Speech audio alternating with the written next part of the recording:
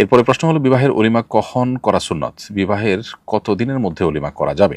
উত্তর হলো, বিবাহের আগদের সময় থেকেই মূলত অলিমা করা যায়, তবে রাত্রি যাপনের পর অলিমা করা উত্তম এবং মোস্তাহাব। আর নববধূ যতদিন নববধূ থাকে, নববধূর আপনার আবহাওয়া পরিবেশ থাকে, ততদিনের মধ্যেও অলিমা করা যেতে পারে। অতএব অলিমা করার বিষয়টি একেবারে নির্দিষ্ট একটা সময়ের জন্য ফিক্সড, এর একটু আগে বা পরেও করা যাবে না, ব্যাপারটা সেরকম না, যদিও উত্তম সময় হলো রাত্রি যাপনের পর। এরপরে প্রশ্ন হলো, বিবাহের অলিমা কখন করা সুন্নত? বিবাহের কত দিনের মধ্যে অলিমা করা যাবে? উত্তর হলো, বিবাহের আগদের সময় থেকেই মূলত অলিমা করা যায়, তবে রাত্রি যাপনের পর অলিমা করা উত্তম এবং মোস্তাহাব।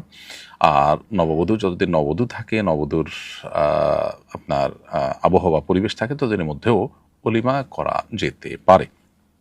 অতএব অলিমা করার বিষয়টি একেবারে নির্দিষ্ট একটা সময়ের জন্য ফিক্সড, এর একটু আগে বা পরেও করা যাবে না, ব্যাপারটা সেরকম না, যদিও উত্তম সময় হলো রাত্রি যাপনের পর।